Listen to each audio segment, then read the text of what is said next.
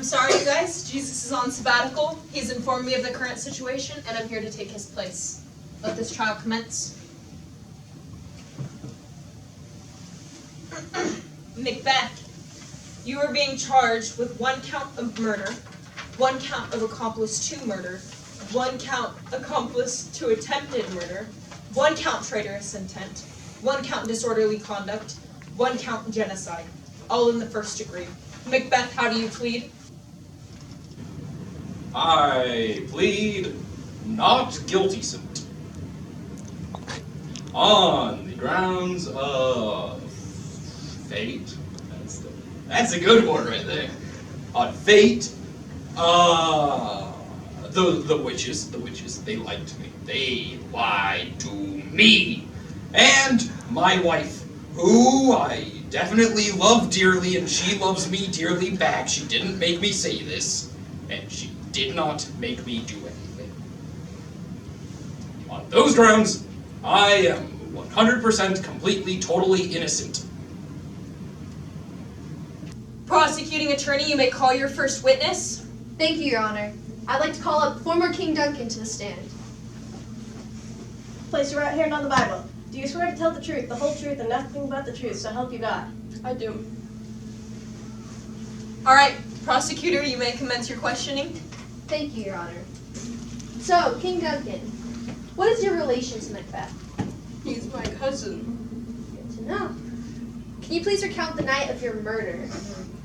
Well, I went to dinner at the Macbeth house, and I was getting tired, and so Lady Macbeth, she showed me to a bedroom, and I went to bed, but I never woke up. King Duncan, did you know that you were murdered that night with daggers? I was? Yes, you were stabbed to death. Let the jury know Exhibit A is 2 sets of bloody daggers with blood DNA samples of King Duncan.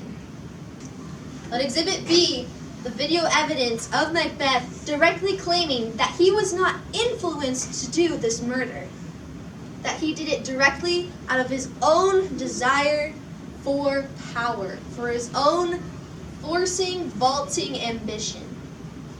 Nobody's forcing me to do anything. It's only my overwhelming ambition that's keeping me shackled down, prisoner. No further questions for King Duncan. Would you like to cross-examine? No, Your Honor. Okay. Describe your initial reaction with your encounter with the witches. Well, when they only addressed Macbeth, I was partially offended, because I'm also a general. But I didn't trouble myself with what they told me, being as they said that I'm lesser and greater than Macbeth, and happier and less happy than him, and I'm not going to become king of my sons, maybe in the future, and who's to say whether that's true or not? We don't set our fate. How do you perceive Macbeth took it? I think he took it very literally. He became much more reserved about his thoughts. Before that, he was very open and discussing openly with me, but as we left, he became quiet, almost as if he had an internal struggle between what they had told him and what he knew to be true. Describe the night of your murder. Well, I was walking with my son to go attend the newly crowned King Macbeth's banquet on the night of his coronation, and all of a sudden, 3 ghosts, as it appeared to me, like I couldn't see them, 3 demons jumped out of the forest and killed me. They stabbed me in my heart, and I told my son to flee, and then I passed. Did you know that they were hitmen sent by Macbeth? How would I? Let the record show to the jury that this is a direct note from Macbeth to the hitman to take out Sir Banquo. On the account of the defendant, he states that he saw your ghost at the party the night you were murdered. Why did you show up to that party if you did? Well, of course I showed up to the party. I was invited. And you hate to miss it, right? Of course, he invited me to the party. I died along the way. My spirit goes in my place. No further questions. Place your right hand on the Bible. Other hand. Do you swear to tell the truth, the whole truth, and nothing but the truth, so help you God? I do. May be seated. Lady Macbeth. Did you or did you not convince your husband to kill King Duncan? I did not. Well, evidence would say otherwise.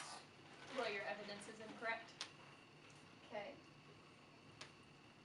If we're looking at the facts here, we need to look at the correct facts. I wasn't even on the estate grounds, let alone in the estate the night of the murder. I was out drinking with the guards.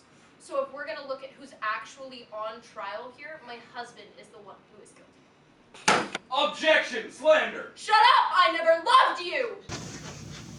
Defending attorney, you may call your first witness. Thank you, Your Honor. I would like to call the three word sisters to the stand.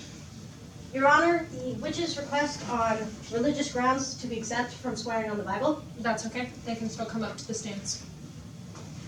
Defending attorney, you may ask your first questions. So how did you meet Macbeth? 'Twas a foggy evening. It was right after a battle, and we saw him with his friend, Who's his friend? Sir Banquo, right? Yes. Sir Banquo. And what did you ask them? What did we ask or tell them? them? We didn't ask him anything. We prophesied to them. We prophesied to Macbeth that he would be... I have to sneeze. There we go. So how did you meet Macbeth? It was a foggy day, foggy evening.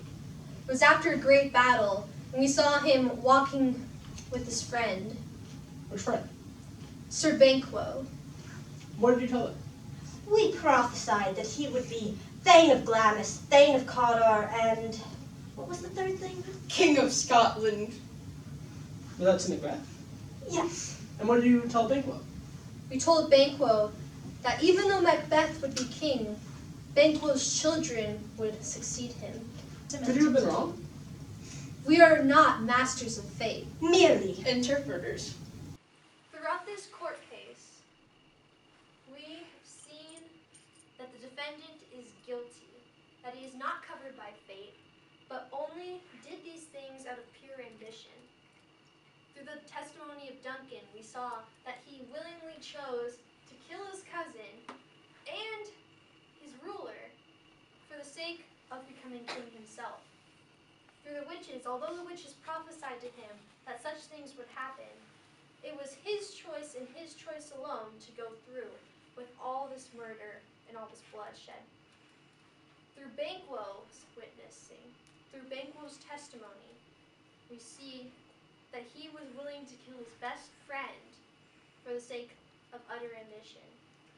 And finally, we see through his own wife, through Lady Macbeth, that they're so corrupted with this ambition that they choose to lie on the stand.